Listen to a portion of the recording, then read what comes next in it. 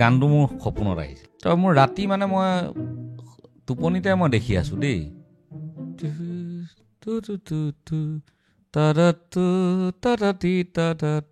তাৰপিছত এই গানটো প্ৰথমতে জুবিন গাৰ্গৰ কাৰণে বনোৱা হৈছিল গানবোৰতো চব জুবিন দাৰ কাৰণে বনাওঁ প্ৰতিটো বস্তু ইমান সোনকালে ৰিপ্লেচ হৈ আছে গতিকে গাৰ্লফ্ৰেণ্ডো আজিকালি সোনকালে ৰিপ্লেচ হৈ যায় গাৰ্লফ্ৰেণ্ডতকৈ আগতে বয়ফ্ৰেণ্ড ৰিপ্লেচ ইণ্টাৰেষ্টিংলি ফাইনেলি মোৰ বিয়াখন টপা আংকুলৰ লগতেই হ'ব সফল হোৱাতকৈ সুখী হ'বলৈ আমি বেছি চেষ্টা কৰিব লাগে 50 বিঘা মাটি কিনিছে আৰু পিছদিনা ভাবিছে যে নাই 100 বিঘা হোৱা হ'লে ভাল আছিলে কিন্তু সুখী হ'বলৈ মানুহক বহুত বেছি বস্তু নালাগে সুখী হ'ব পৰাটোহে আচল কথা মই গাঁৱত থাকোঁতে ব্ৰেড চিনি পোৱা নাছিলোঁ তেতিয়া টাউনৰ ল'ৰাই কয় যে টিফিনত কি আনিছা মই কওঁ আমুক আনিছোঁ মই সুধোঁ তুমি কি আনিছা বোলে ব্ৰেড আনিছোঁ মই ভালকৈ চাওঁ ব্ৰেডটো কি বস্তু তাৰপিছত আহি চাওঁ দেখোঁ যে এইটো লোভ আনিছে দেখোন আমাৰ গাঁৱত মানে এই গাড়ী এখন যায় লোভ বুলি কয় সেইটো ব্ৰেড বুলি যে কয় মই নাজানো দিখৌ নৈ বুলি ক'লে খুব কম মানুহৰ মনত পৰে জেগাতকৈ বেছি মানুহ 3জনৰ নাম আহে সীমান্ত শেখৰ জুবিন গাৰ্গ আৰু মানস ৰবীন আমাৰ মন আছে 3গৰাকীকে এবাৰ তেওঁলোকৰ লগত পডকাষ্ট কৰা ইতিমধ্যে কৈছোঁ যেতিয়া আমাৰ 100K হ'ব সেইদিনাখন আমি জুবিন দাৰ ওচৰত যাম তেওঁক ৰিকুৱেষ্ট কৰিম আহক এটা আমাৰ লগত পডকাষ্ট কৰক এটা সুবিধা দিয়ক আজি কিন্তু আমাৰ মাজত আছে এই দিখৌ নৈ গানটো যোনে কম্প'জ কৰিছিল সপোনত দেখা গান তীৰ্থকত আহি তেওঁৰ জীৱনটো সপোনৰ নিচিনা বনাই দিলে কেৱল তেওঁ নহয় সীমান্ত শেখৰৰে হওক এটা বেলেগ কেৰিয়াৰ আৰম্ভ কৰি দিলে মানস ৰবীন ডাঙৰীয়া আজি আমাৰ মাজত আছে অসমীয়া চিনেমাই হওক অসমীয়া সংগীতে হওক এওঁলোকৰ ধৰণে আমি দেখা নাই কি ধৰণৰ যাত্ৰা এটা মাজেৰে তেওঁলোকৰ যাত্ৰা আৰম্ভ কৰিছিল এইখিনি কথা আজি আমি এই পডকাষ্টত পাতিম আমি চেষ্টা কৰিম তেওঁৰ আনটোল্ড ষ্টৰী প্ৰথমবাৰৰ বাবে এটা পডকাষ্ট প্লেটফৰ্মত আনিবলৈ এই পডকাষ্টটো শেষলৈ চাব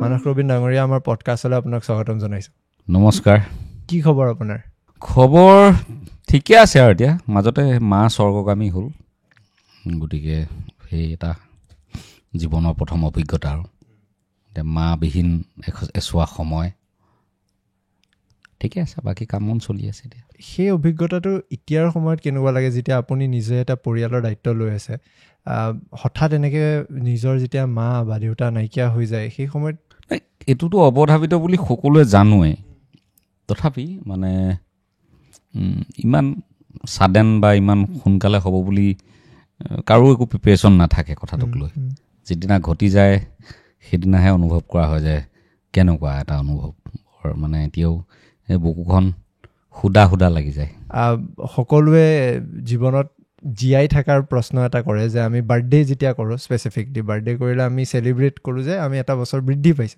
কিন্তু এটা ধৰণে যদি চাব যাওঁ এটা বছৰ বৃদ্ধি হোৱাৰ পৰা আচলতে কমহে হৈ গৈছে যদি আমি তেনেকৈ চাব যাওঁ যে আপোনাৰ কাৰণে মৃত্যুটো কি আৰু আপুনি মৃত্যু ভয় খায়নে মৃত্যুটোতো মানে সকলোৱে শাশ্বত সত্য আমি সকলোৱে জানিয়েই ডাঙৰ হৈছোঁ ন জন্মিলোঁ যেতিয়া এদিন মৰিমেই গতিকে মৰাৰ আগতে কিবা এটা কৰি যাম সেইটোৱেই মানুহৰ এটা পণ সকলোৰে তাতকৈ বেলেগকৈ একো ভাবিবলগীয়া নাই বেছিকৈ ভাবিলে খেলি মেলি লাগিব আৰু তোমাৰ বয়সততো আৰু নাভাবিব ডোণ্ট থিংক এবাউট ইট যেতিয়া আপুনি নিজৰ কেৰিয়াৰটোকে চাই বা নিজকে লৈ এতিয়া যেতিয়া আপুনি নিজৰ কথা ভাবে আপুনি নিজৰ কেৰিয়াৰটো লৈ ছেটিছফাইড নে ছেটিছফাইড ডিছেটিছফাইড বা ছেটিছফেকশ্যন ডিছেটিছফেকশ্যনৰ কথাটো অকণমান বেলেগ ধৰণৰ তুমি যদি পজিটিভ মানুহ হোৱা তুমি সকলোতে ছেটিছফেকশ্যন পাব পাৰা যদি নিগেটিভ হোৱা তেতিয়া আকৌ কথাবোৰ বেলেগ হ'ব এইবোৰ এটা ডিজাইন বুলি ভাবোঁ মই আৰু সেই ডিজাইনটো মানুহে নিজে নকৰে এইটো ক'ৰবাত ডিজাইনটো কৰা থাকে চবৰে জীৱনটোৰ ডিজাইনটো কৰা থাকে আৰু আমি ডিজাইনটো মতে গৈ থাকোঁ খালি আমি নিজে ভাবি থাকোঁ যে আমিয়েই কিবা কৰি আছোঁ আৰু সেইধৰণে আমি গৈ আছোঁ মানে হ'বলগীয়া আছে নৈয়ে যেনেকৈ উটুৱাই লৈ গৈ থাকে যে কোনোবা এডোখৰত লাগি ধৰে আকৌ দুটামান ঢৌ আহে সেইকেইটাই আকৌ তাক সেইডোখৰৰ পৰা লৈ আকৌ বেলেগ এডোখৰলৈ লৈ যায় এনেকুৱা নিচিনাই লাগে মোৰ জীৱনত সফলতা পাবলৈ সংঘাত থাকিবই লাগিব সংঘাতৰ কিমান প্ৰয়োজন বুলি ভাবে জীৱনত 50-50 বুলি কয় মানে তোমাৰ সফলতা আৰু বিফলতা দুয়োটাই আৰু বেলেগ বেলেগটো আজিকালি কোটেশ্যন পায়ে থাকা ন ফেচবুকত হা ছাকচেছ ষ্টৰিবোৰৰ কিন্তু মই ভাবোঁ যে সফল হোৱাতকৈ সুখী হ'বলৈ আমি বেছি চেষ্টা কৰিব লাগে সফলতাটো এনেকুৱা যে কোনোবাই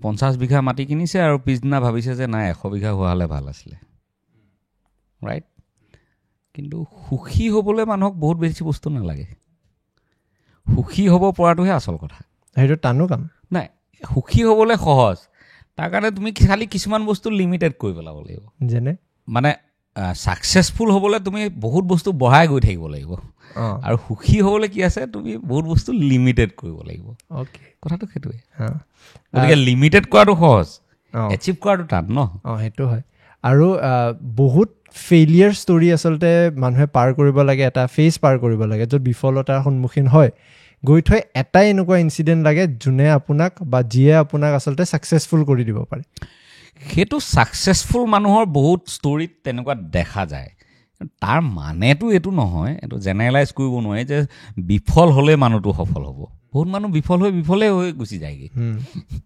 এনেকুৱা নহয় যে মই বিফল হৈছোঁ গতিকে মই সফল তো বিফল হোৱা মানুহক এটা মৰেল ছাপৰ্ট দিবৰ কাৰণে এই কথাবোৰ কোৱা হয় কাৰণ মানুহৰ বিফলতা আহেই ঠিক আছে সেই মৰেল ছাপৰ্টটো মানে বুষ্ট আপ কৰিবৰ কাৰণে এই ধৰণৰ কাহিনীবোৰ শুনোৱা হয় অমিতাভ বচ্চনৰ আছে ৰেডিঅ' এংকৰ কাৰণে নলৈছিলে তেখেতক ঘোষকৰ কাৰণে হয়নে কিন্তু যিটো মাত শুনিলেই মানুহে গম পায় যে মে অমিতাভ বচ্চন বলৰাও বুলি ক'লে ভাৰতৰ কোটি কোটি জনসাধাৰণে চিনি পায় হয় নে নহয় তো তেনেকুৱা কথা যে তেনেকুৱা ধৰণৰ থাকে কাহিনী এতিয়া ৰিচেণ্টলি আমি কাৰ কথা ল'ব পাৰোঁ শ্বাহৰুখ খানৰ কথা ল'ব পাৰোঁ কিমান ফেইলিয়াৰ একদম ইখনৰ পিছত সিখন শ্বাহৰুখ খানৰ কিবা ষ্টাৰ ভেলুটোৱে কমি যোৱা নিচিনা লাগিছিলে এতিয়া কি হ'ল হঠাৎ আকৌ উঠি গ'ল হঠাৎ ইখন হিট তাৰপিছত এইখন হিট আহি আছে এতিয়া ৰাজু হিৰাণীৰ লগত সেইখনটো হিট হ'বই অভিয়াছ কথা গতিকে 3খন একে বছৰে ছুপাৰ হিট চিনেমা দি দিব ভাবা আৰু এইটোৱে তেওঁৰ যোনটো ডাউনফল হৈছিল ৰিচেণ্টলি যোনটো কণ্ট্ৰভাৰ্চিৰ মাজেদি গৈছিল তেতিয়া ময়ো এনেকুৱা অনুভৱ কৰোঁ যে কেতিয়াবা হয়তো জীৱনে টানে তললৈকে যাতে ওপৰলৈকে আকৌ পঠাই দিব পাৰে কি ভাবে এইটো নহয় মানে মই এটা কথা ভাবোঁ যে ইনিচিয়েল ষ্টেজত যিবোৰ বিফলতা আহে সেইবোৰ টেকেল কৰিবলৈ ইমান টান নহয় কিন্তু যেতিয়া তুমি ছাকচেছফুল হোৱা যেতিয়া তুমি টপত থাকা তাৰপিছত যেতিয়া এটা ভৰি পিছলিব নহয় then it's very tough to overcome কিন্তু তুমি পাহাৰ এটাৰ লগত ভাবা তুমি যেতিয়া পাহাৰটোৰ একদম তলত আছা তেতিয়া তুমি যদি পিছলি গৈছা তোমাৰ একো প্ৰব্লেম নাই আকৌ এবাৰ ক্লাইম্ব কৰিবৰ কাৰণে তুমি ভাবা পাহাৰটো একদম পিকত আছা আৰু তাত হঠাৎ তোমাৰ ভৰি পিছলিছে তুমি তলত আহি ক'ত পৰিবা আহি পাবা হা গতিকে সেইটো তেনেকুৱা ধৰণৰ কথা গতিকে শ্বাহৰুখ খান যে ইমান তলৰ পৰা যে আকৌ এনেকুৱাকৈ ৰিভাইভ কৰিছে সেইটোত মানুহজনৰ কষ্ট হুইল পাৱাৰ তেওঁৰ ধৈৰ্য তেওঁ একাগ্ৰতা এই গোটেই কথাবোৰ সোমাই আছে সেইটো তোমাৰ এণ্টাৰটেইনাৰ ক্ষেত্ৰত হয় প্লেয়াৰৰ ক্ষেত্ৰত হয় কেনেকুৱা একদম টপ ফৰ্মৰ পৰা গৈ বোলে বিৰাট কোহলিয়ে জিৰ'য়ে মাৰি আছে শচীন তেণ্ডুলকাৰ ক্ষেত্ৰত দেখিছিলোঁ আমি চেঞ্চুৰীটো নহয়গৈ মানে 100 চেঞ্চুৰীটো নহয়গৈ আজি হ'ব নহয়গৈ গতিকে সেই মানুহটো সেই ৰাতিটো কেনেকুৱাকৈ দহন কৰে মানে দুখটোৱে ভাবাচোন 99ত শচীন তেণ্ডুলকাৰ কিমানবাৰ আউট হৈছে হয় নহয় ঠিক তেনেকৈ পলিটিচিয়ানৰ ক্ষেত্ৰত হয় বহুত পলিটিচিয়ানৰ ক্ষেত্ৰত হয় একদম নোহোৱে হৈ যায় তাৰপিছত দেখিবা যে বেলেগকৈ আকৌ হেৰি কৰিছে হয়নে বিজনেছমেনৰ আছে তেনেকুৱা ষ্টৰি বহুত ডাঙৰ ব্যৱসায়ী একদম বেংকাৰাপ্ট হৈ গৈছে তাৰ পৰা আকৌ উঠিছে অমিতাভ বচ্চনৰতো তেনেকুৱা কাহিনী আছে তেওঁ নিজেও কৈছে হে তাৰ পৰা ধীৰুভাই আম্বানীৰ পৰা কিমান টকাৰ এখন চেক লৈ ধাৰ ল'বলগীয়া হৈছিল যেতিয়া ABCL ডুবিছিল গতিকে এনেকুৱা ষ্টৰি আছে আৰু সেই মানুহবোৰৰ সেই দৃঢ়তাটো আছে সেই একাগ্ৰতাটো আছে সেই ধৈৰ্যটো আছে কাৰণে আজি এনেকুৱাকৈ জিলিকি আছে আপুনি কি ভাবে এনেকুৱা কাহিনী আচলতে মানুহৰ জীৱনত থাকিলেহে মানুহৰ ভেলুটো বাঢ়ি যায় নেকি কাৰণ আমি সাধাৰণতে দেখা যাওঁ এজন ছাকচেছফুল মানুহ বা এজন ডাঙৰ মানুহৰ কাহিনী যেতিয়া আমি শুনো সংঘাতৰ বা এনেকুৱা অলপ দুখ লগা কাহিনী থাকে কাহিনীটো থকাৰ পিছত তেওঁৰ ভেলুটো বা আমাৰ দৃষ্টিত তেওঁ ভাল এটা পজিশ্যনত ছ'চাইটিৰ মাজত সমাজৰ মাজত তেওঁ এটা ভাল ইমেজ গঢ়িবলৈ সক্ষম হয় এনেকুৱা কাহিনীবোৰ থকাৰ কাৰণে কাহিনীবোৰৰ প্ৰচাৰ প্ৰসাৰটোৰ ওপৰত কথা বহুত মানুহৰ বহুত কাহিনী থাকে বহুতে গমেই নাপায় হয় নহয় গতিকে কিছুমান কাহিনী লাইমলাইটলৈ আহে অমিতাভ বচ্চনৰ কথাটো অমিতাভ বচ্চনে যদি নিজে কোনোবা দিনা নকলেহেঁতেন আমি গম নাপালোহেঁতেন হয় নাই গম পালোহেঁতেন জানো নাপালোহেঁতেন গতিকে তেনেকুৱা কথা কাহিনী চবৰে থাকে পৃথিৱীৰ প্ৰত্যেকজন মানুহৰ জীৱনটো এটা কাহিনী হয় নাই সেই কাহিনীটো কোনোবাই কৈ যাবলৈ সুবিধা পায় কোনোবাই নাপায় প্ৰথম কথাটো সেইটোৱেই আৰু দ্বিতীয় কথাটো হ'ল কোনোবাই কোৱা কাহিনীটো কোনোবাই শুনি ভাল পায় শুনে বহুত মানুহে আৰু কোনোবাই কোৱা কাহিনীটো শুনি বেয়া পায় নুশুনে মানুহে ক'লেই বুলিয়ে যে শুনিব এনেকুৱাও কথা নহয় আকৌ দেই গতিকে সেইকাৰণে এতিয়া কিছুমান ডাঙৰ বিজনেছমেনে ঢেৰ মানে বায়'গ্ৰাফী লিখায় বেলেগক দি মানুহে পঢ়ে নেকি নপঢ়ে ইণ্টাৰেষ্ট নাই কিছুমানৰ কিন্তু কথা খুচৰি জানিব বিচাৰে হয়নে এতিয়াই লিভিং লিজেণ্ড টাইপ ইলন মাস্কৰ বিষয়ে জানিবলৈ সকলোৱে চেষ্টা কৰে নকয় বিচাৰে ইউটিউবত খুচৰে ক'ৰবাত খুচৰে কিয় বিচাৰে তেওঁৰ ইমান কম বয়সত কেনেকৈ এচিভ কৰিছে আৰু কেনেকুৱা ধৰণৰ কাম কিছুমান কৰিছে গতিকে সেই কথাবোৰে মানুহক এট্ৰেক্ট কৰে হয়নে এই কিবা দলং বনাই কোটি টকা ঘটিছে ৰাস্তাৰ ঠিকা কৰি কোটি টকা ঘটা নাই নহয় কিছুমান নতুন ধৰণৰ ইন'ভেটিভ কথা ভাবিছে ইন'ভেশ্যন আনিছে পৃথিৱীলৈ যুগান্তকাৰী পৰিৱৰ্তন আনিছে তেওঁ কৰা কামেৰে পৃথিৱীৰ শত সহস্ৰজন উপকৃত হৈছে সেইটো ডাঙৰ কথা আপোনাৰ নিজৰ ইণ্টাৰেষ্ট আছেনে এনেকুৱা বিচাৰা ৰিচাৰ্চ কৰা ইণ্টাৰনেট আহি গ'ল যিহেতু এতিয়া মানে কি ধৰণৰ ৰিচাৰ্চ মানে এনেকুৱা মানুহৰ বা কাৰোবাৰ কাহিনী লৈ যেতিয়া হঠাৎ এতিয়া ইলন মাস্কৰে কথা ক'লে তেওঁৰ কথা যিমান পঢ়িলেও নতুন কথা বা নতুন তথ্য এটা আমি সদায় বিচাৰিলে পামেই আপোনাৰ নিজৰ এনেকুৱা কিউৰিয়চিটি হয় নে কেতিয়াবা এনেকৈ বিচাৰা নহয় এটা কথা মই সৰুতেই শিকিছিলোঁ সেইটো হ'ল যে তোমাৰ লাইফ টাইমত নিজৰ এক্সপিৰিয়েঞ্চৰ পৰা তুমি যিমান কথা শিকিব পাৰিবা শিকি গৈ থাকোঁতে তোমাৰ লাইফটো শেষ হৈ থাকিবগৈ চবতকৈ সহজ কথাটো হ'ল কি বেলেগৰ লাইফ ষ্টৰী পঢ়ি ল'লে তেওঁ জীৱনটোত যিখিনি এক্সপিৰিয়েঞ্চ কৰিলে সেই কথাখিনি তুমি একেদিনাই গম পাই গ'লা সেইটো এটা সহজ ৰাস্তা যে এনেকুৱা অভিজ্ঞতা হৈছিলে তাৰ ফলত তেওঁ এইখিনি কৰিছিলে বা এনেকুৱা চিটুৱেশ্যনত তেওঁ এনেকুৱা ধৰণৰ ষ্টেপ লৈছিলে সেই কথাখিনি তুমি বা তোমালোকে যি চাই আছা বেলেগ মানুহৰ জীৱনী পঢ়িলে গম পোৱা যায় সেইকাৰণে জীৱনী পঢ়িব লাগে কিন্তু আমাৰ ইণ্ডিয়ান মানুহৰ জীৱনীত মানে কথাটো কি হয় খুব বেছি পজিটিভিটিটো বেছি দেখুৱায় নিগেটিভ কথা বতৰাবোৰ নাথাকে আৰু অট'বায়'গ্ৰাফীবোৰৰ কথাটো ক'বই নালাগে কিন্তু বাহিৰৰ যিসকল প্ৰতিষ্ঠিত মানুহ তেওঁলোকে কিন্তু পজিটিভ নেগেটিভ তেওঁলোকৰ যি আছিলে যি নাই সকলোখিনি উজাগৰ কৰি দিবলৈ ভাল পায় আমাৰ মানুহে বহুত কথা লুকুৱাই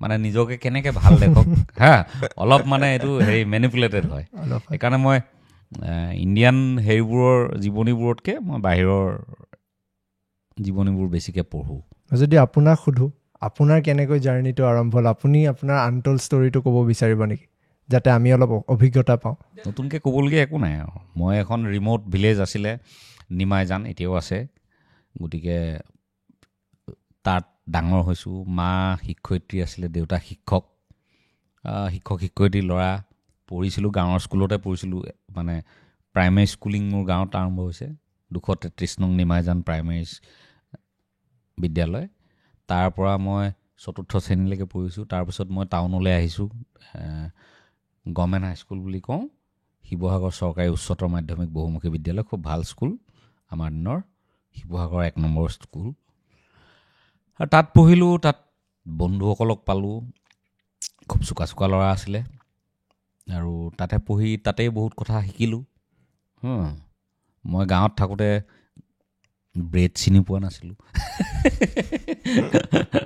তেতিয়া টাউনৰ ল'ৰাই কয় যে টিফিনত কি আনিছা মই কওঁ আমুক আনিছোঁ মই সুধোঁ তুমি কি আনিছা বোলে ব্ৰেড আনিছোঁ মই ভালকৈ চাওঁ ব্ৰেডটো কি বস্তু তাৰপিছত আহি চাওঁ দেখোঁ যে এইটো লোভ আনিছে দেখোন আমাৰ গাঁৱত মানে এই গাড়ী এখন যায় লোভ বুলি কয় সেইটো ব্ৰেড বুলি যে কয় মই নাজানো গতিকে আই ৱাজ ছ' ইন'চেণ্ট। সেইটো পৰ্যায়ৰ পৰা আহিছোঁ। আহি এখন চাইকেল কিনি দিছিলে মোক। মই মানুহটো জোখতকৈ চাপৰ আছিলোঁ, এতিয়াও বৰ বেছি নহয়, হ'লেও এতিয়া চাপৰ বুলি ক'ব নোৱাৰি। তো মোৰ চাইজৰ চাইকেল পাবলৈ দিগদাৰ। চাইকেলখন মানে একদম চিটটো যে এই যিটো কেৰিয়াৰখন যিটো নটত থাকে যে তাত লগাই দিছিলে। তাৰ ফলত মানে কোনোমতে আৰু মই ঢুকি পাওঁ। তেনেকৈ শিৱসাগৰ টাউনলৈকে চাইকেল মাৰি আহোঁ, যাওঁ, কোনো হেজিটেশ্যন নাই। আৰু সেই কথাবোৰে আত্মবিশ্বাসটো বঢ়াই তুলিছিলে। তাৰপিছত আহিলোঁ যোৰহাট JB কলেজলৈ আহিলোঁ। JB কলেজৰ সংগটো বেলেগ হৈ গ'ল। শিৱসাগৰত সংগটো আছিলে খুব একাডেমিক। আনকি মোৰ বেঞ্চমেট যিসকল খুব ভাল ধৰণে প্ৰতিষ্ঠিত। এজন এতিয়া IRS, একেলগে থাকোঁ, IRS, তেওঁ এতিয়া মানে এই GSTৰ কমিশ্যনাৰ। ঠিক আছে, বেঞ্চমেট মোৰ সোঁহাতে বহাজন। আৰু বাওঁহাতে বহাজন কেলিফৰ্ণিয়া ইউনিভাৰ্চিটিৰ ৰিচাৰ্চাৰ মানে তেওঁ প্ৰত্যেক ছমাহৰ মূৰে বেলেগ বেলেগ ৰিচাৰ্চ কৰি থাকে, তেনেকৈ এছাইনমেণ্ট আহি থাকে। ঠিক তেনেকুৱা আছিলে গোটেইখিনি, পঢ়াৰ লগত জড়িত আৰু চব। তাৰপিছত কলেজলৈ যেতিয়া আহিলোঁ, কলেজলৈ অহাকেইটা আকৌ বেলেগ। এটা এনি টাইম বজাই থাকে, এটা একদম হাততে গীটাৰ বজাই থাকে, টুং টাং টাং টুং টুং টাং টাং। মই গাবই লাগে আৰু লাহেকৈ। স্কুলৰ দিনত মই আগ বেঞ্চত বহিছিলোঁ, আৰু এতিয়া এই মানে হেৰি পাৰ্টি পায়, বেণ্ড পাৰ্টিৰ লগত লগ লাগি মই একেবাৰে 5 বেঞ্চত বহিবলৈ ভাল পোৱা হৈ গ'লোঁ কলেজ। তো সেই বেণ্ড পাৰ্টিটো কোন কোন আছিলে শুনা? অভিলাষ ফুকন, তেওঁ এতিয়া চনু নিগমৰ লগত বজায়, হ'লনে গীটাৰিষ্ট। তাৰপিছত আছিলে উদয়ন ভৰালী, খুব ভাল ড্ৰাম বজাইছিলে সি। এতিয়া সি হেৰিয়ত চাকৰি কৰে যদিও বজায় ড্ৰামেই। তাৰপিছত আৰু এটা বন্ধু আছিলে নবেদ্য হাজৰিকা, এতিয়াতো ভাল গোটেই বেকগ্ৰাউণ্ড স্ক'ৰ সিয়ে কৰে, গোটেই বেছিভাগ চিৰিয়েলৰ। সি আছিলে খুব ভাল বন্ধু, এনি টাইম আৰু সিহঁতি বজাই থাকে আৰু গতিকে মই গান গাই থাকিব লাগে। তো মোৰ কাম সেইটো হৈ থাকিলে। সেয়ে কৈছোঁ যে ডিজাইন থাকে যে চব মেণ্ট ফৰ ছামথিং। এই পৰিৱেশটো নোপোৱা হ'লে হয়তো মই গান নাগালোহেঁতেন। মানে গানটো আগতেও গাইছিলোঁ, নাই স্কুলতো গাইছিলোঁ। গান গোৱাটো যে মোৰ এটা জীৱনৰ প্ৰফেশ্যন হ'ব, সেই ধৰণৰ থিংকিং এটা নাহিলহেঁতেন চাগে। কাৰণ কেলৈ মই কৈছোঁৱেই মোৰ বেকগ্ৰাউণ্ডটো, দেউতা টিচাৰ, মাও শিক্ষয়িত্ৰী। গতিকে মোৰ তেনেকুৱা ধৰণে স্কলাৰ লাইনতে কিবা এটা কৰাৰ মন আছিল। আৰু এনেও আমাৰ গাঁওখনৰ এটা অভাৱ আছিল যে গাঁৱত ডক্তৰ নাছিল। তো মোৰ সৰুৰ পৰা মন আছিল যে গাঁৱৰ সেই অভাৱটো দূৰ কৰি মই পাৰিলে ডক্তৰ হ'ব লাগে। আৰু আমাৰ গাঁৱৰ পৰা তেতিয়া গভৰ্ণমেণ্ট হাইস্কুলত পঢ়া ল'ৰা ছোৱালীৰ সংখ্যা খুব কম। মানে গভৰ্ণমেণ্ট হাইস্কুলত ছিট পৰীক্ষা পাতে নহয়, ছিট নাপায়। তো আমাৰ গাঁৱৰ 3টা ল'ৰাই গভৰ্ণমেণ্ট হাইস্কুলত পঢ়িছিলোঁ। মোতকৈ আগত এজনে পঢ়ি আছিলে, মোৰ দাদা এজন, তেওঁৰ চাইকেলতে মই মাজে মাজে অহা যোৱা কৰিছিলোঁ। সি ইঞ্জিনিয়াৰ হ'ল।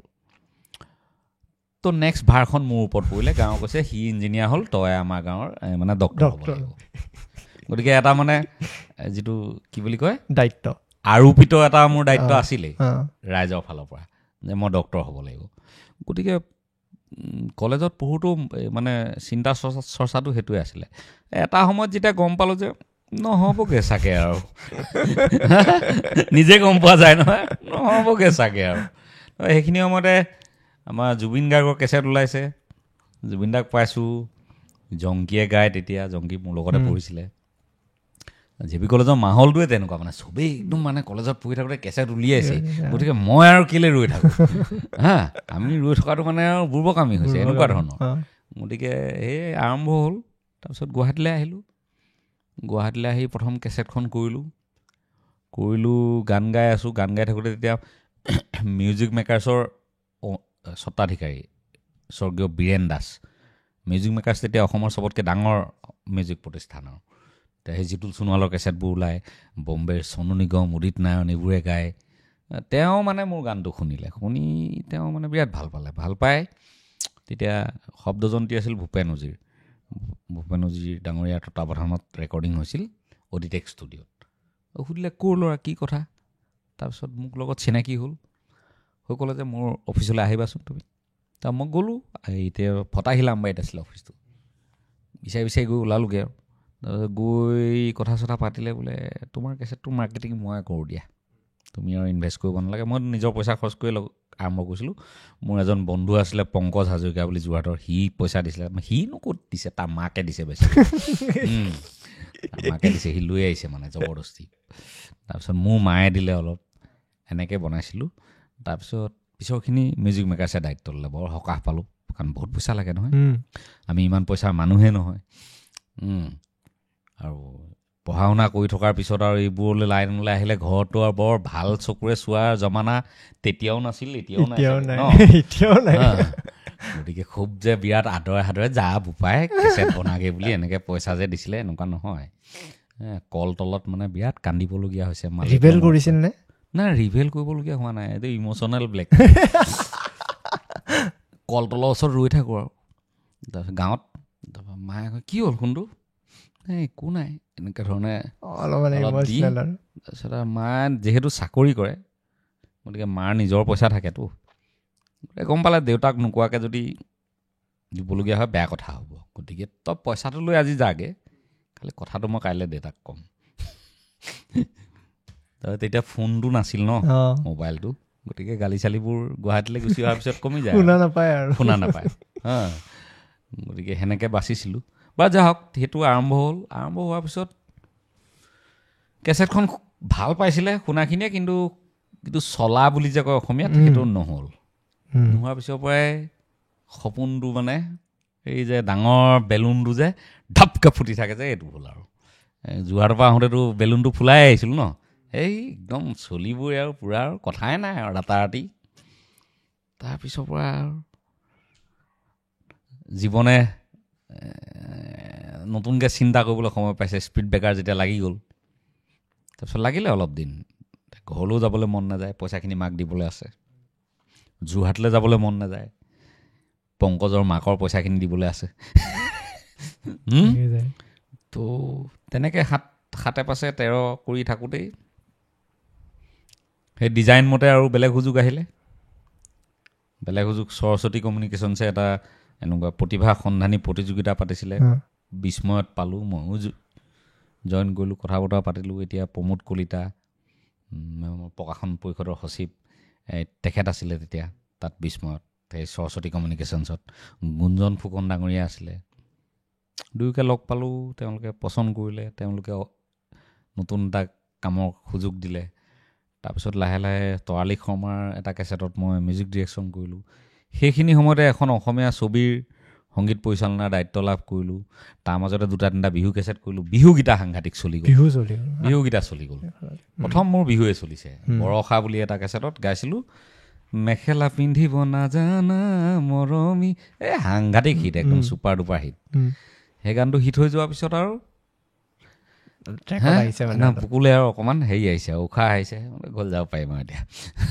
ঘৰলৈ নোযোৱাকৈ আছিলোঁ মই বহুত দিন। কিমান বছৰমান আছিল এইটো? 3 বছৰমান মই ঘৰলৈ নাই যোৱা। আজিৰ সময়ত যদি এইটো মানে সেইটো মানে মোৰ সেই জিদটোতে আছিলে যে মই পইচাখিনি মাক মই ঘূৰাই দিমগৈ। মুঠতে মাক কিমান আশা দি আনিছিলোঁ, মাক মই পইচাখিনি ঘূৰাই দিবগৈ লাগিব বাই এনি মিনছ। এনেকুৱা নহয় যে মোৰ ঘৰত টকা পইচাৰ বিৰাট অভাৱ আছিল, কিন্তু মই ঘৰৰ পৰা না 1 পইচা লৈছিলোঁ ডিউৰিং ডেট পিৰিয়ড, না মই ঘৰলৈ মুখ কৰি চাইছিলোঁ মোক কিবা হেল্প লাগে বুলি। যি কৰিছিলোঁ টানি আজৰি গুৱাহাটীত নিজে কৰিছিলোঁ, একদম চেণ্ডেল চুচৰাই কৰিছিলোঁ, একদম পইচা পাতি নাছিল। আনকি এনেকুৱা দিনো গৈছে মোৰ, এতিয়া ক'লে বেলেগ লাগিব, আমি এটা ৰুম শ্বেয়াৰ কৰি আছিলোঁ 3টা ল'ৰাই, 2টা ঘৰৰ পইচাত পঢ়ে গুৱাহাটীত। সিহঁতি মাহে মাহে ঘৰলৈ যায়, মায়ে পইচা লৈ আহে। আৰু মই আছিলোঁ অপদাৰ্থ, মানে মই ঘৰলৈ নাযাওঁ, পইচাও নানো, নিজে কিবা কিবি কৰি চলোঁ আৰু গান বাজানা, কাৰোবাক গান এটা লিখি দিলোঁ, কাৰোবাক কিবা কৰিলোঁ, এনেকৈ চলোঁ। পূজাৰ সময়ত নে এনেকুৱা পাহৰি গৈছোঁ দেই কথাটো, উলুবাৰীত থাকোঁ তেতিয়া মই, এইটো ইনচিডেণ্ট মোৰ সদায় মনত থাকিব। তো সিহঁত ঘৰলৈ গ'ল, আৰু সিহঁত যিমানখিনি সময়ত আহিম বুলি কৈছিলে, সিহঁতৰ কিবা কিবি অসুবিধা হ'ল, সিহঁত আহিব নোৱাৰিলে। তো সিহঁত আহিলে মানে পইচাও আহিলেহেঁতেন ধৰি লোৱা, মই আগৰখিনি অলপ খৰচ পাতি কৰি দিছিলোঁ, তাহাঁতি ক'লে যে ঘৰৰ পৰা আহিলে আমি মিলাই ল'ম, মেচত থাকিলে তেনেকুৱাই হয় ন। তো সিহঁত অহা দেৰি হৈ গ'ল। মোৰ 7 দিনৰ পিছত সিহঁত আহিব, আৰু 7 দিনৰ কাৰণে মোৰ কি যোগাৰ আছে কোৱা?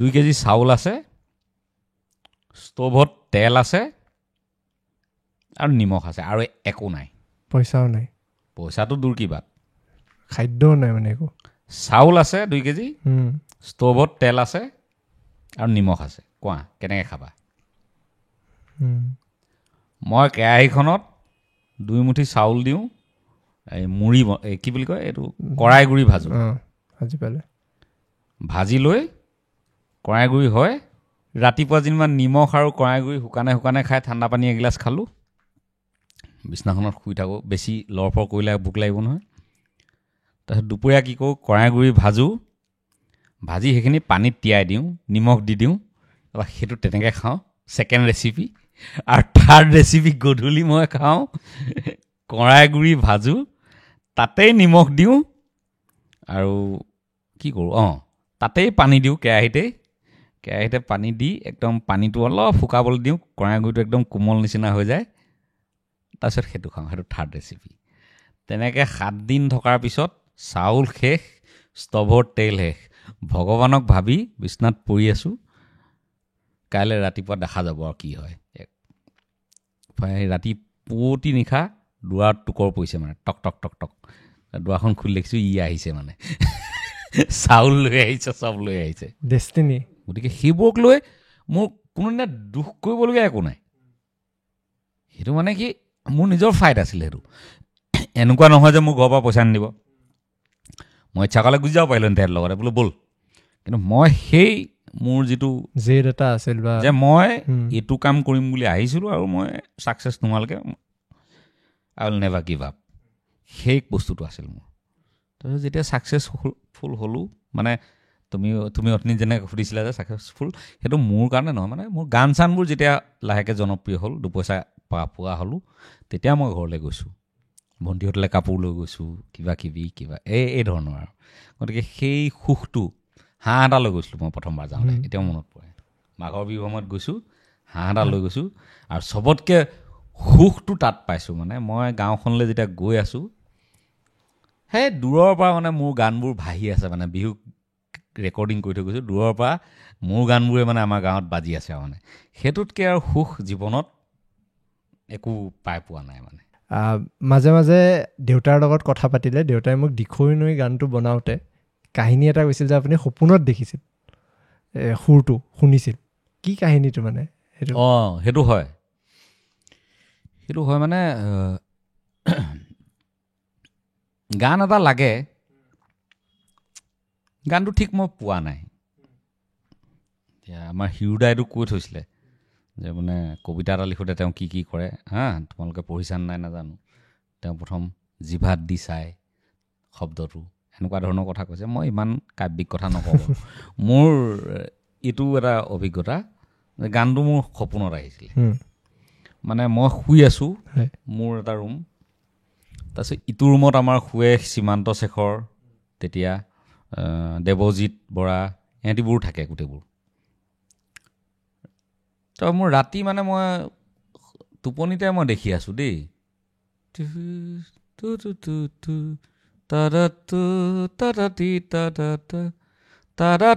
এনেকৈ মানে এটা এটাকৈ নোটবিলাক উঠি গৈ আছে সপোনত নোট মানে টোপনিতে দেখি আছোঁ চকামুকাই এটা এটাকৈ মানে নোটবিলাক আগুৱাই গৈ আছে গৈ এটা মানে পেটাৰ্ণ মই মানে ছবি আকাৰত দেখা পাইছোঁ তো মোৰ টোপনিটো ভাগি গ'ল তাৰপিছত কি দেখিছিলোঁ মই আৰু তাৰপিছত মই উঠি আহি হাৰমনিয়ামটো ইহঁতকেইটা যিটো ৰুমত শুৱে মানে তাতে আমাৰ মেহফিলটো বহে ঢেলাই পাৰিয়ে শুৱে চব তাতে আছিলে হাৰমনিয়ামটো মই মোৰ ৰুমৰ পৰা আহি পিনে হাৰমনিয়ামটো বিচাৰিছোঁ আন্ধাৰত ইহঁতি শুই আছে নাক বজাই চব মই প্ৰথম হাৰমনিয়ামটো এই নোটটো দিছোঁ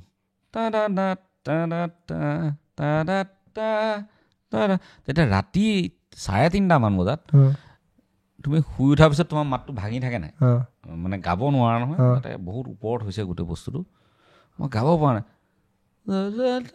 এনেকৈ গাইছোঁ দেই তাৰপৰা ইহঁতকেইটা সাৰ পালে কি হ'ল মানুহ মোৰ এই সীমান্ত আছোন তাকে আৰু গানটো গোৱাই লওঁ সদায় তই এই নোটটো গাচোন শিকাইছে আৰু সিও তাৰো বেচেৰা শুই উঠিছিল সি ধুনীয়াকৈ গাইছে দেই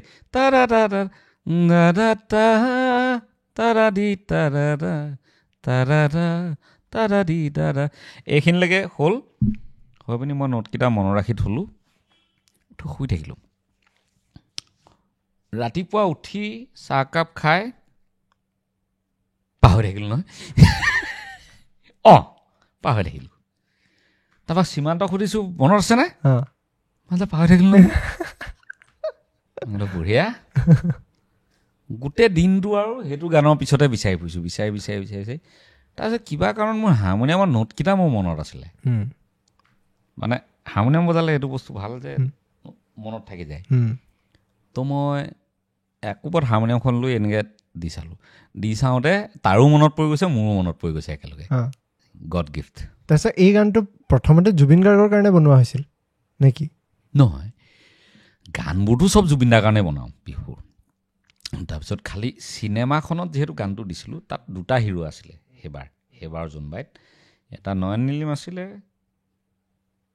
এজন আকাশদ্বীপ আছিলে তো যিহেতু নয়ন নীলিমৰ ভইচৰখিনিতো জুবিন দাই গায় তো আকাশদ্বীপৰ ভইচটোৰ কাৰণে মোক মানে চেহেৰাটোৰ কাৰণে এটা বেলেগ ভইচ দৰকাৰ হৈ গ'ল তেতিয়া মই ক'লোঁ সীমান্তক দি এইটো গোৱাই দিওঁ মানে যিটো ভিডিঅ' ভাৰ্চন সীমান্তক গোৱালোঁ তাৰপৰা সেই ভিডিঅ' ভাৰ্চনটো তাত থাকিলে আৰু মানুহেতো চিডিখন বেছিকৈ চাইছে ন গতিকে সেই ভাৰ্চনটোৱে বেছি পপুলাৰ হ'ল তাৰপিছতে সীমান্ত শেখৰৰ এটা বেলেগ কেৰিয়াৰ আৰম্ভ হৈ গ'ল বুলি ক'ব পাৰি সি জনপ্ৰিয় হ'ল আৰু তাৰপিছত পখিলা নিৰ্মাণ কৰিলোঁ তাক লৈ গতিকে পখিলাও সাংঘাতিক ধুনীয়া গাইছে সি ভাল চলিছে চ' কেনেকৈ বেলেগ বেলেগ ধৰণৰ দিশেদি বেলেগ গৈ ইণ্টাৰ কানেক্টেড হয় আজি সিও তেনেকুৱা সি পঢ়িবলৈ আহিছিলে কটন কলেজত হপায় তেনেকৈ লগ পালোঁ মই মাজতে কোৰাছ চোৰাছ গাবলৈ মাতিলোঁ ইটো টিহুৰ ল'ৰা তাৰ ভইচত সেই আমাৰ নামনি অসমৰ সুৰটো একদম সম্পূৰ্ণভাৱে আছে মই তাক ক'লোঁ বাবা তই গান যদি একদম স্পষ্টভাৱে গাবলৈ হয়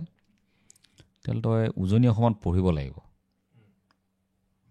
ক'ত পঢ়োঁগৈ দাদা তোৰ এইম কি পঢ়াৰ বোলে মই মেডিকেল পঢ়াৰ মন মেডিকেল যদি তই ছিট পাৱ তেতিয়াহ'লে তই ডিব্ৰুগড় মেডিকেল কলেজত পঢ়িবলৈ ট্ৰাই কৰিবি তাৰপিছত সি মেডিকেলত ছিট নাপালে তাৰপিছত সি বি ফাৰ্ম পঢ়িবলৈ গুচি গ'ল ডিব্ৰুগড় ইউনিভাৰ্চিটিত পঢ়াৰ পিছত কি হ'ল সেই গোটেই সংগ পাই তাৰ সেই টোনটো সলনি হৈ আহিলে তাৰপিছত তাক মই গান গোৱাইছোঁ টোনটো বহুত ইম্পৰ্টেণ্ট হৈ যায় ন মিউজিকত নহয় ভাষাৰ ক্ষেত্ৰত মানে এতিয়া আঙুৰ লতাই কৈ থকা নাই জানো তাইও নলবাৰীৰ ছোৱালী আছিলে থিয়েটাৰত গৈ পিনি দিগদাৰী পাইছিলে ন বা চিনেমাত আহি পিনি কোনোবাই হাঁহিছিলেও সেইখিনি কথা কৈছে ক'ৰবাত শুনিছে মানুহে গতিকে সেইটো অভাৰকম কৰিবলৈ যেতিয়া মানে জন্ম ঠাইৰ এটা ঠাঁচ থাকে মই শিৱসাগৰৰ ল'ৰা মোৰ এটা ঠাঁচ থাকে কিন্তু আমি এতিয়া চবক লগ পাই আমাৰটো মিলি গ'ল আৰু তথাপিও সেইটো আহি যায় তথাপিও আহি যায়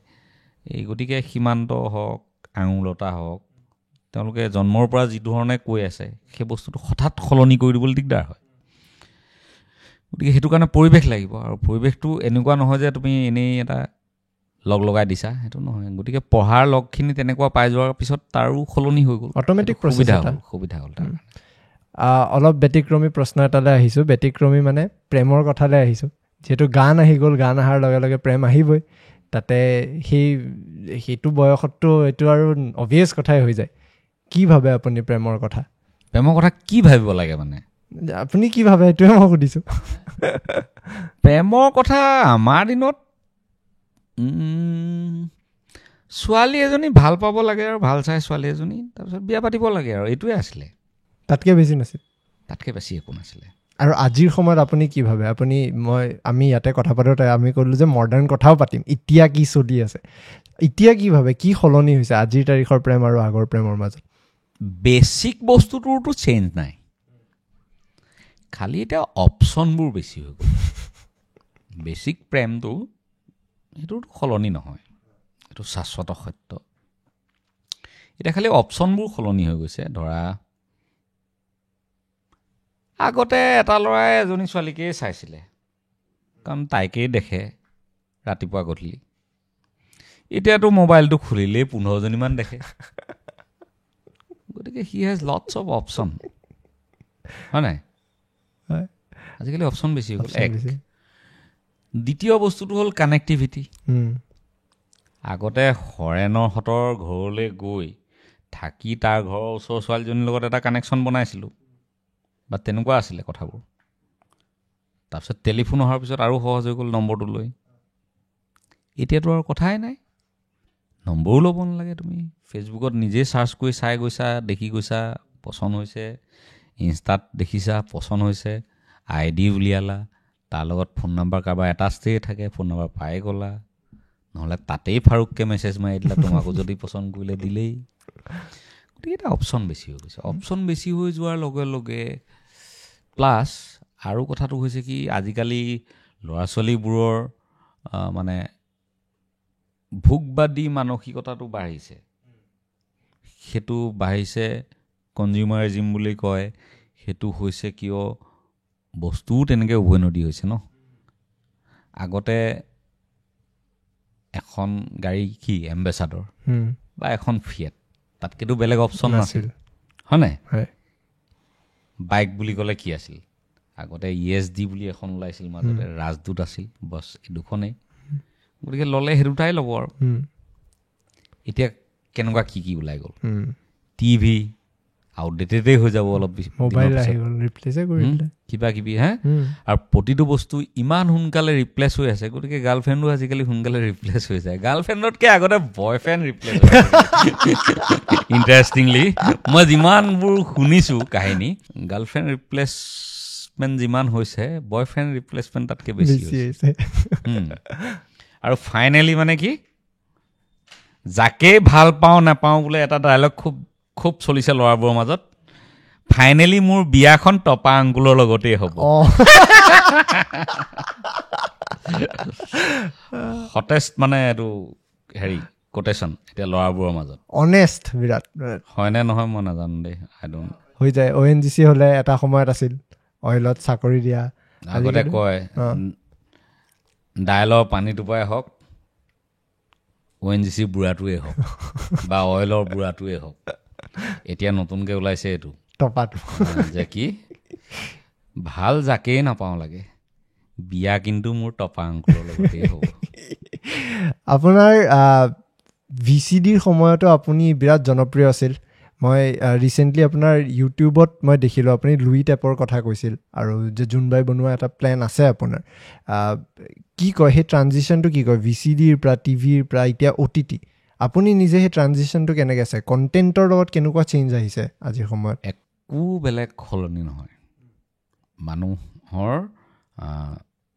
শাশ্বত সত্যটো আৰু হেৰি হৈ নাথাকে খালি এতিয়া ফাষ্ট হৈছে চব বস্তু যেনেকৈ আগতে এঠাইৰ পৰা এঠাইলৈ যাবলৈ কিমান সময় লাগিছিলে এতিয়া বাহন তেনেকুৱা গ'ল ফাষ্ট নহয় জানো গতিকে ক্ৰিয়েটিভ কথাবোৰ ফাষ্ট হৈছে মানুহে খুব কম সময়তে টোটেল কথাটো জানিব বিচাৰে আগতে যেনেকৈ লেহেমীয়া এটা লং শ্বট হিৰইনজনী গৈ আছে হিৰো গৈ আছে ন এতিয়া চাউথৰ যেনেকৈ চুপ চাপ সেইখিনিয়ে বেলেগ হৈছে বাকী কণ্টেণ্টৰ অন্য কি কথা বেলেগ হৈছে কাহিনীটো প্ৰায় একেই তেতিয়াও অমিতাভ বচ্চনে পৃথিৱীখন সলাই দিম বুলি ভবাই তুলিছিলে মানুহক দুৰ্নীতি নাইকিয়া কৰি একদম মানে ৰাতাৰাতি হে আৰু এতিয়াও এই চাউথৰ কোনোবা হিৰোৱে একে ৰাতিতে গোটেই দুৰ্নীতি নাইকিয়া কৰি দিয়ে ৰজনীকান্তৰ একেই ফৰ্মুলা শ্বাহৰুখ খানেও আহি একেই কৰিলেহি কি বেলেগ হৈছে কোৱা এই প্ৰডাকশ্যন ষ্টাইলটো মেবি য়েছ আৰু মানে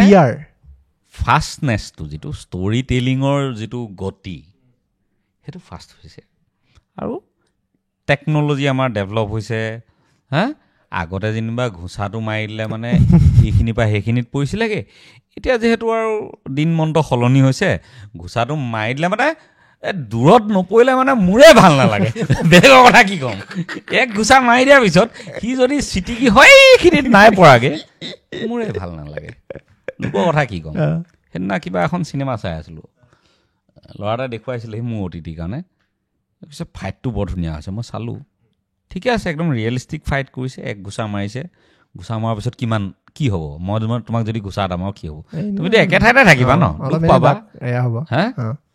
সিও তাতো তেনেকৈ দেখুৱাইছে মোৰতো ভাল লগা নাই ন মোৰ ঘোচাটো মাৰিছেতো উৰি নগ'লেতো এইটো নহ'ব নহয় এতিয়া বাকী আপোনাৰ OTT কেনেকুৱা প্ৰগ্ৰেছ হৈ আছে পাইছেনে ফিল্ম ভাল আহিছেনে অসমত OTTৰ কথাটো কিয় ভাবিলোঁ, প্ৰথম কথা হ'লে চিনেমা বনোৱাটো এটা ৰিস্কি বিজনেছ। তুমি চিনেমা ভাল চিনেমা বেয়া চিনেমাটো আছে বাৰু, কিন্তু অসমত দুই ধৰণৰ চিনেমা হয়। এখন হ'ল অলপ বিগ বাজেটৰ আৰু এখন হ'ল একদম ল' বাজেটৰ, ঠিক আছে। তো বিগ বাজেটৰ চিনেমাখন মানে আজিৰ তাৰিখত অসমীয়া চিনেমা এখনৰ বাজেট কিমান হয়? মিছন চাইনাত কৈছিলে 2 কোটি, ৰঘুপতি 3 কোটি বুলি কৈছে, হয় নহয় বাৰু বেলেগ কথা, কিন্তু সেইটো হয় নহয় কিয় বাৰু সেইখিনিৰ মাজত ন ইমান প্ৰপাৰ হিচাপ নাথাকে অসমীয়া মানুহবোৰৰ, বেছিও যাব পাৰে মানে ব্যৱসায়িক নহয়তো, মানুহবোৰে নহয় ব্যৱসায়, পাহৰিয়ে যায় বেছিও হ'ব পাৰে, ঠিক আছে। এনিৱে তো 2 কোটি 3 কোটি টকা ইনভেষ্ট কৰি চিনেমাখন যে চলিবই সেই গেৰাণ্টিটো কোনেও দিব নোৱাৰে। চিনেমাটো এটা অলপ ৰিস্কি বিজনেছ, আৰু আমাৰ ইয়াত বেংকিং ছেক্টৰেও চিনেমাক হেল্প কৰিব পৰা অৱস্থা এটা অহা নাই। বাহিৰত আহিলে কিন্তু মানে বলিউডত আজিকালি বেংকৰ পৰা লোন চোন পায়, প্ৰডাকশ্যন হাউচবিলাকে লয়। ঠিক তেনেকৈ সেইকাৰণে মই ভাবিলোঁ যে আগতে যেনেকৈ আমি VCDবোৰ বনাইছিলোঁ সেইবোৰতো চিনেমাই হয়, খালি ফৰ্মেটটো ভিডিঅ'ত চাইছিলে। এতিয়া সেইখন OTTত চাইছে, মই OTT চিনেমা বুলি ক'ম নি? নেনো নাম এটা দিলে VCD চিনেমা, অ'কে, সৰু চিনেমা, শ্বৰ্ট মুভি নিচিনা আছিলে, বেছি দীঘল নাছিলে ন। লেংথটো এইকাৰণে নাছিলে কাৰণ কেলৈ CDখনত মানে কিমান 82 মিনিটছলৈকে মানে ৰাইট কৰিব পাৰি MP4 ফাইলটো, গতিকে 82 মিনিটছতকৈ আৰু বেছি আমি বনাব নোৱাৰোঁ, কাহিনীটো থাকিলেও বনাব নোৱাৰোঁ। সেইকাৰণে যোনবাই খণ্ডকে বনাইছিলোঁ, এইবাৰ এটা খণ্ড হ'ল, অহাবাৰ এটা খণ্ড হয়। তে সেই বস্তুটো মই চালোঁ যে ইউটিউব যেতিয়া আহিল, ইউটিউবৰ যিটো ৰেভিনিউ মডেল সেইটোৰে কণ্টেণ্ট বনাব নোৱাৰি, ভাল কণ্টেণ্ট। তেতিয়া OTTটো আহিল, OTT অহাৰ লগে লগে দেখিলোঁ যে বাহিৰৰ OTTবোৰে আমাৰ কণ্টেণ্টটো কিমান প্ৰিফাৰ নকৰে, কাৰণ কেলৈ অসমৰ মানুহ বহুত কম ন, আমাৰনো কিমান 3 কোটি মানুহ, 3 কোটি মানুহৰ কিমানৰ হাতত মোবাইল আছে, তাৰে OTT চাব জনা মানুহ কিমান আছে? এনেকৈ যদি গোটেই ৰেচিঅ'টো উলিওৱা তুমি ইউটিউবৰ ভিউৱাৰ্ছৰ লগত চালেই গম পাই যাবা যে অসমত 10 লাখ মান মানুহ আছে এতিয়াৰ জেনেৰেশ্যনত যোনে ইণ্টাৰনেটত কনজিউম কৰে। য়েছ, 10 লাখ মান মানুহ আছে, 10 লাখ। তো 10 লাখ অডিয়েন্সৰ কাৰণে মই কিমান ভেলুৰ এটা কণ্টেণ্ট বনাব পাৰিম, সেইটো কাৰণে মই চিন্তা কৰোঁ যে OTT will B A best futuristic project. সেইটো মই ক'ভিডৰ সময়ৰ পৰাই ষ্টাৰ্ট কৰিলোঁ। কোইনচিডেণ্টলি মই যিকেইটা মানে কোডিং কৰা মানুহ পালোঁ, মানুহকেইটা বৰ ঠিক নাছিল। বাৰে বাৰে মই টেষ্ট কৰোঁ, ইবাৰ বেয়া হয় সিবাৰ বেয়া হয়, এনেকৈ ফাইনেলি এতিয়া বস্তুটো আহিলে আৰু ভাল এটা চেপলৈ আহিলে, আৰু কাম কৰিবলৈ বাকী আছে। কিন্তু তাতে যিবোৰ ছবি থৈছোঁ মানুহে চাইছে। আমাৰ ডক্টৰ ভৱেন্দ্ৰনাথ শইকীয়াৰ 3খন ছবি ৰাখিছোঁ, অগ্নিস্নান, কোলাহল, এনেকৈ। তাৰপিছত নতুন ছবি যিবোৰ আহি আছে চব দিছে, আৰু পেপাৰ ভিউ মডেল, তাত কোনো মানে ছাবস্ক্ৰিপশ্যন দি এমাহৰ কাৰণে পইচা এটা দি থ'ব দৰকাৰ নাই। যিদিনাখন চাবলৈ মন গৈছে, যিখন ছবি চাবলৈ মন গৈছে সেইখন ছবি চালে হ'ল, আৰু একদম নমিনেল প্ৰাইচ, কোনোবাখন 50 টকা, কোনোবাখন 35 টকা। এতিয়াতো মই আৰু কমাবলৈ বিচাৰিছোঁ, মই কৈছোঁ যে 25ৰ এক্সিড নকৰোঁ, 25ৰ তলত ৰাখিব। য়েছ, 25ৰ ভিতৰত, মানে 25 দি যাতে চাব পাৰে এখন। তেতিয়া আপোনালোকৰ ৰেভিনিউ মডেলটো কেনেকুৱা হয়, প্ৰফিট কেনেকৈ হ'ব? মই প্ৰফিটটোৰ কাৰণে ভবাই নাই, মই বিচাৰিছোঁ যে অসমীয়া চিনেমাই এটা ছেকেণ্ড লাইফ লাইন পাওক। কাৰণ এতিয়া বলিউডৰ চিনেমাৰ 4টা লাইফ লাইন আছে। ফাৰ্ষ্ট হ'ল থিয়েট্ৰিকেল ৰিলিজ, চিনেমা হলত ৰিলিজ দিয়ে, চলিলে, তাৰ পৰা যিমান পইচা পালে। নেক্সট কি হ'ল OTT ৰাইট দি দিয়াৰ লগে লগে তাৰ পৰা এটা হিউজ পইচা পাই যায়, আৰু এইটো আগতেই পাই যায় নেকি? থাৰ্ড অপশ্যনটো কি? টিভি। থাৰ্ড অপশ্যন হ'ল ইউনিভাৰ্চেল ৰিলিজ, বেলেগ বেলেগ ভাষাত ডাবিং কৰি ৰাছিয়ান, জাৰ্মানী, আমুক তামুক, এব্ৰডত ৰিলিজ যিটো কৰে সেইটোৰ পৰা বহুত পইচা পায়, অভাৰচিজ মানিটো হৈ গ'ল। আৰু ইণ্ডিয়ান কমিউনিটিটো গোটেই গ্ল'বেলি আছে, প্লাছ ইণ্ডিয়ান চিনেমা পাকিস্তানীয়ে চায়, ইণ্ডিয়ান চিনেমা বাংলাদেশত চায়, তামিলবোৰে চায়, বা ইণ্ডিয়ান চিনেমা আফগানীবোৰে চায়, প্লাছ জাৰ্মানত খুব চলে, ৰাছিয়াত খুব চলে, UK, ইংলেণ্ড চবতে চলে। গতিকে সেই গোটেই গ্ল'বেল কমিউনিটিটোৰ কাৰণে যিটো অভাৰচিজ ৰাইট বিক্ৰী কৰি দিয়ে তাৰ পৰা পায়, সেইটো থাৰ্ড অপশ্যন। আৰু ফ'ৰ্থ অপশ্যনটো হ'ল টেলিভিশ্যন প্ৰিমিয়াৰ, ঠিক আছে।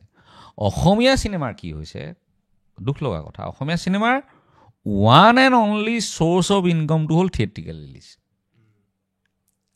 Second line of option OTT নাই অসমত নেটফ্লিক্স বা হটষ্টাৰে খুব মানে ৰেয়াৰ এখন দুখন ছবি লৈছে তাৰ বাহিৰে বাকী চিনেমাৰ কাৰণে নাই 3 number line of option overseas possibility নাই ইমান no chance 4 number option television premiere আমাৰ প্ৰডিউচাৰে টেলিভিশ্যনত এনেই দি থৈ গুচি আহেগৈ বোলে এইটো এডটো চলাই দিয়ক আৰু চিনেমাখন আপোনালোকে বজাব সেইটো ৰেভিনিউ নাই কাৰণ টেলিভিশ্যনেও ইমান পইচা দিব নোৱাৰে অসমত গতিকে সেই ছেকেণ্ড লাইন অফ অপশ্যনটো মই ক্ৰিয়েট কৰিব বিচাৰিছিলোঁ আৰু ভগৱানৰ কৃপাত এটা ছাকচেছ পাইছোঁ তোমালোকে গম পাই ভাল পাব ৰাইজে ৰঘুপতি চলি থাকোঁতে স্লেম বুক ৰিলিজ দিবলগীয়া হ'ল কাৰণ ৰিলিজ ডেটটো বহুত আগতে ঠিক হৈ থাকে ন ডিষ্ট্ৰিবিউটৰ গতিকে ৰঘুপতি চাই আছে মানুহে স্লেম বুক কম মানুহে চালে একদম ছবিখন ইমান বেয়া ছবি নাছিলে চলিলে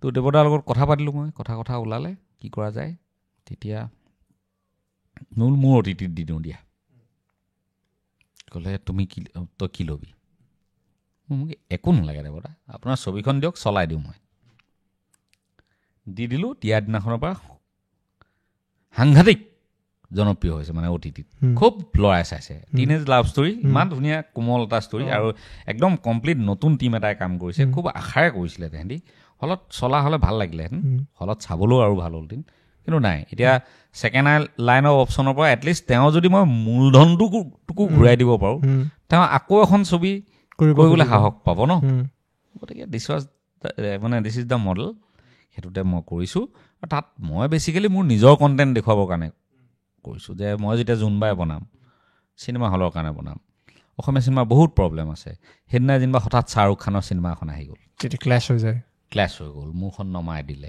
এইবোৰতো হৈয়ে থাকে গতিকে মই ছবি এখন বনাম নিজৰ গাঁঠিৰ ধন ভাঙি গতিকে তাত ইমানবোৰ ৰিস্ক ফেক্টৰ আছে গোটেইবোৰ চাই ল'বলগীয়া হৈছে তেতিয়া যদি নমাই দিবলগীয়া হয় তেতিয়া মই ক'ত দেখুৱাম সেইকাৰণে মই প্ৰথম OTT বনাই লৈছোঁ ময়ো কম মানুহ নহয় নিজৰ প্লেটফৰ্ম এটা মানে বোলে খেতিয়কৰ ল'ৰা হাত বৰ পোন গতিকে চব মই নিজে কৰি লৈছোঁ আগে তাৰপিছত এতিয়া জোনবাই বনাম কেতিয়ালৈ প্লেন আছে জোনবাইটোতো এতিয়া আচলতে শ্বুটিঙে হ'ব লাগিছিলে মাৰ সেইটোৰ পিছত মই অকণমান গেপ ল'বলগীয়া হৈছে 1 নম্বৰ কথা 2 নম্বৰ কথা এই যিখিনি মানুহ এংগেজ কৰি ৰাখিছিলোঁ ছেপ্টেম্বৰৰ পৰা শ্বুট কৰিম বুলি সিহঁত তেতিয়া বেলেগ প্ৰজেক্টত ইনভলভ হৈ গ'ল আৰু তাহাঁতখিনি নোহোৱাকৈ মই কাম কৰিবলৈ বেয়া পাম তাহাঁত ঘূৰি অহালৈ এতিয়া মই ৰৈ আছোঁ আৰু আহি লওক তাৰমানে 2024 এণ্ড অক্টোবৰ নৱেম্বৰৰ পৰা ষ্টাৰ্ট হ'ব মানে অহা বছৰতে ৰিলিজ জানুৱাৰীটো ৰিলিজ কৰিম জানুৱাৰীত কৰিবই হৈ যাব তেতিয়ালৈ প্ৰডাকশ্যন মোৰতো বেছি দিন নালাগে 1 মাহ শ্বুটিং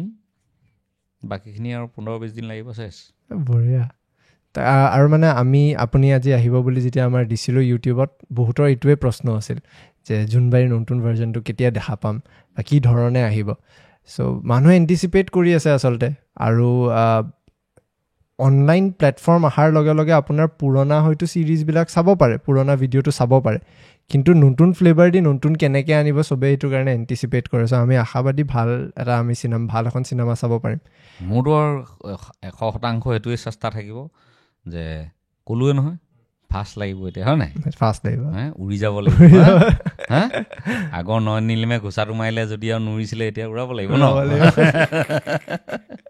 উৰি যাব লাগিব খেতিৰ কথা ক'লে আপুনি ফাৰ্মিঙো কৰিছিল ইয়াৰ পিছত সেইটো কেনেকুৱা আহিল ক্ৰেজটো আগৰ পৰাই আছিল আৰু এতিয়া কেনেকৈ এইটো ব্যৱসায় হিচাপে কৰিম বুলি ভাবিলে খেতি আমাৰ ককা খেতিয়কে আছিল আমিতো আৰু বেছিভাগ অসমীয়া মানুহ ক'ৰ পৰা অহা খেতিৰ পৰা অহা গোটেই ভাৰতবৰ্ষৰ ইকনমিটোৱে খেতিৰ ওপৰতে তো আমাৰ ককাহঁতৰ জেনেৰেশ্যনলৈকে খেতি তাৰ পৰা দেউতাহঁতৰ জেনেৰেশ্যনে পঢ়া শুনা কৰি শিক্ষক হ'ল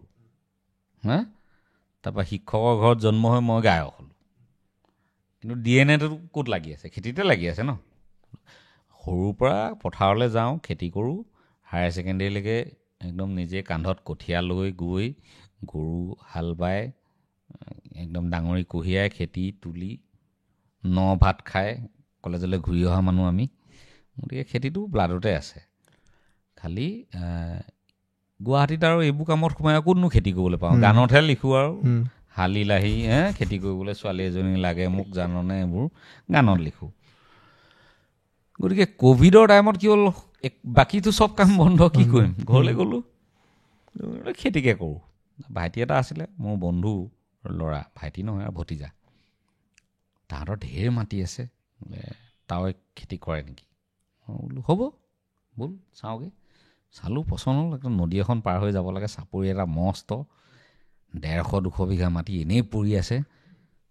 চলো খেতি লগা দেতেহে পূৰা লাগি গ'লোঁ, একদম দিনে ৰাতিয়ে কামে। ভাল, একদম মজা লাগিলে। সৰিয়হ কৰিলোঁ, মৰাপাট কৰিলোঁ। মৰাপাট আমি জুট কৰ্পৰেশ্যন অফ ইণ্ডিয়াই কোৱা মতে আপাৰ আছামৰ মানে ছিংগল ফাৰ্মাৰ হিচাপে হায়েষ্ট প্ৰডাকশ্যন আজিলৈকে। আমি কিমান টান দিছিলোঁ মই পাহৰি গ'লোঁ, টোটেল 8 লাখ নে কিমান টকাৰ মৰাপাট বিক্ৰী কৰিছোঁ। তাৰপিছত পামকিন কৰিলোঁ, ৰঙালাও প্ৰথম বছৰ বিৰাট লাভ হ'ল। এই যোৱা বছৰ অকণমান লোকচান হ'ল মানে কি, ৰঙালাও প্ৰডাকশ্যন ইমান হ'ল অসমত, এটা কৰা দেখিলে যে ঢেৰ হৈ যায় যে, জানাই নহয় আৰু আইনো বাদ বাকী দন ন। ৰঙালাও মানে ইমানেই কৰিলে ৰাইজে, ইমানেই কৰিলে, ৰঙালাও দাম নাইকিয়া হৈ গ'ল, ক'তো নাই। তাৰপিছত মই গুৱাহাটীলৈ আনিলোঁ, ক'ল্ড ষ্ট'ৰেজ এটা ৰাখিলোঁ। তাৰপিছত বেপাৰী এটা খাতে ভৰিয়ে ধৰি বোলো এই 2 কুইণ্টেল 3 কুইণ্টেলকৈ আৰু নি সি বেচাৰে বিক্ৰী কৰি দিলেগৈ আৰু দেই। লাভ বিশেষ একো নহ'ল। এইবাৰ আকৌ এতিয়া খেতি চহালোঁ মাজতে, পানী আহিলে ফটককৈ, পানীত হেৰি হ'ল, এতিয়া আকৌ মানে হেৰি হাল চলি আছে। আপুনি এইটোৰ কথা মোৰ ভাল লাগিলে যেতিয়া ক'লে এজনে আৰম্ভ কৰাৰ লগে লগে আন বহুতে আৰম্ভ কৰি দিয়ে। কি ভাবে, এইটো অসমত এটা ট্ৰেণ্ড আছে বাৰু, এটা বস্তু চলাৰ লগে লগে তাৰ নিচিনা ইমান বনাই দিব যে নচলাই হৈ যায় গোটেই কনচেপ্টটো। সেইটোত আমাৰ মানুহবোৰ অকণমান টেঙৰ হ'ব লাগিব। মানে আমাৰ অসমীয়াত এটা কথা আছে বোলে, দেখাক দেখি কুকুৰেও কৰে একাদশী, বুজিছে নাই? এতিয়া যদি দেখিছে যে বোলে এই ৰঙালাও কৰিছে, তো ঠিক আছে, মানুহটোৱে ৰঙালাও খাব, ৰঙালাও খোৱা 5 দিনা কি খাব? জাতিলাও খাবলৈ বিচাৰিব ন। তো মই বোলে জাতিলাও কৰোঁচোন এনেকৈ, চিন্তাটো হ'ব লাগে সেইটো। কিন্তু চিন্তাটো হয়গৈ কি, ৰঙালাও কৰিছে ময়ো ৰঙালাও, পিচিও খুলিছে ময়ো পিচিও খুলোঁ, ঠিক আছে।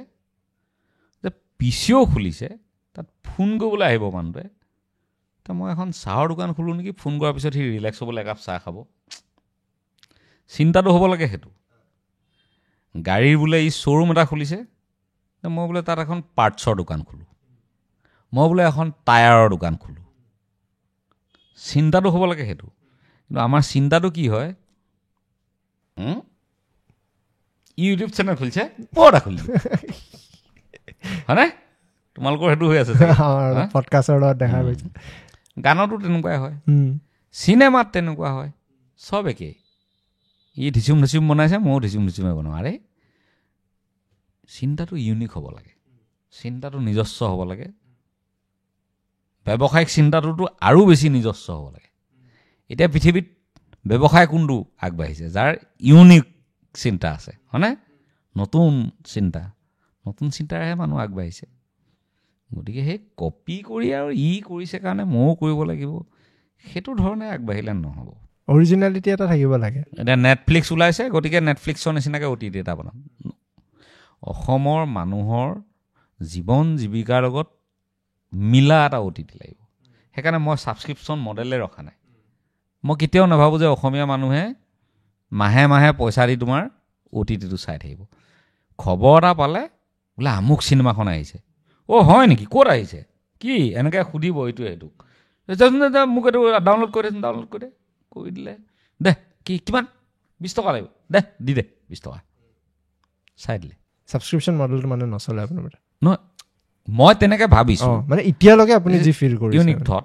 আৰু মই এতিয়া সেইকাৰণে মানে কি হয়, মোৰ ভাল হৈছে ব্যৱসায়। মানে এতিয়া এইখন চালোঁ, স্লেম বুক, বহুত ধুনীয়া ব্যৱসায় হৈছে। ত' সেই অৰিজিনেলিটি এটা থকাটো নেচেচিটি হৈ যায়।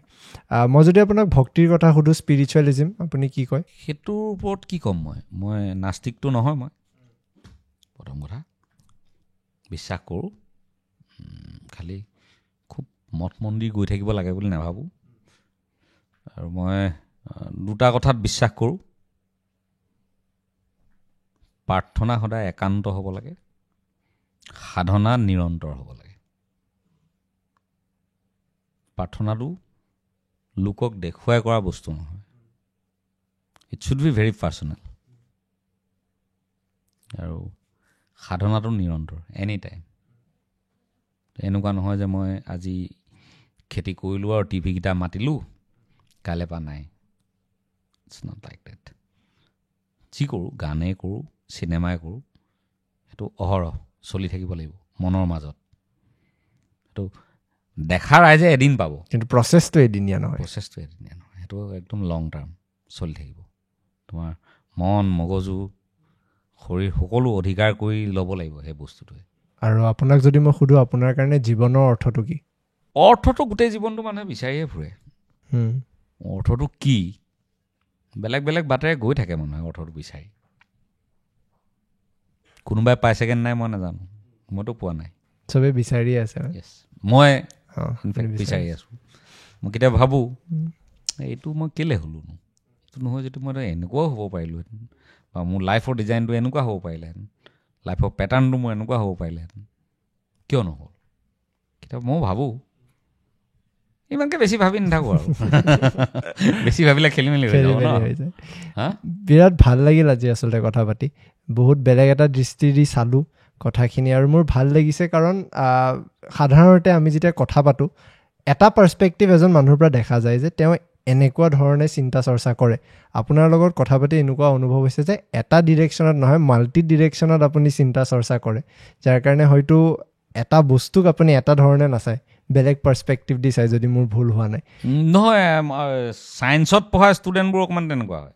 আমিতো মেক্সিমাম ছায়েন্সৰ মানুহে পাইছোঁ যোনে ছায়েন্সৰ ষ্ট্ৰীম নলয়, আৰ্টছৰ মানে কি আৰ্টিষ্টিক লাইনত গুচি গ'ল। আমি ডাইনামিক্সটো জানোতো, হয় নাই? হয়, আমি ডাইমেনশ্যনটো জানো। গতিকে ডাইমেনশ্যন পঢ়িছিলোঁ কাৰণে আমি তেনেকুৱা জীৱনৰ ডাইমেনশ্যনবিলাক চাব পাৰোঁ। চব বস্তুতে আমি ডাইমেনশ্যনটো দেখা পাওঁ। আৰু মই যদি শেষত আপোনাক সুধোঁ, কিবা ক'ব বিচাৰিব? কি ক'ম? যি আপোনাৰ মন, এনেই কিবা বোলে মন গৈ আছে মোৰ এইটো কৈ দিব, মই কৈ দিওঁ। তো মোৰ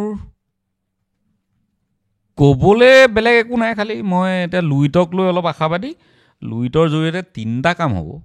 এক হৈ গ'ল কি, আমাৰ এটা নতুন নতুন বহুত ভাল ভাল ক্ৰিয়েটৰ ওলাইছে।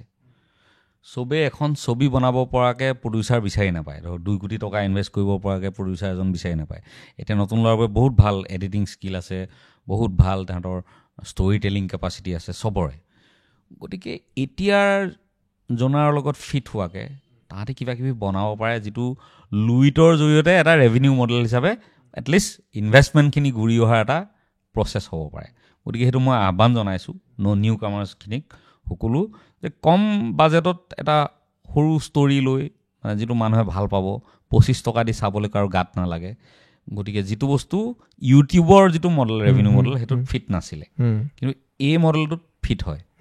গতিকে সকলোকে মই অনুৰোধ জনাইছোঁ, ধুনীয়া ধুনীয়া কণ্টেণ্ট সাজু কৰা আৰু পেপাৰ ভিউ মডেলত লুইটত চলোৱা, যাতে তোমালোকৰ ভৱিষ্যতটো নতুন ডাঙৰ কামৰ কাৰণে তোমালোকে যাতে প্ৰেৰণা পোৱা। হয়, আজি ভাল লাগিল ইমান সময় দিয়াৰ কাৰণে।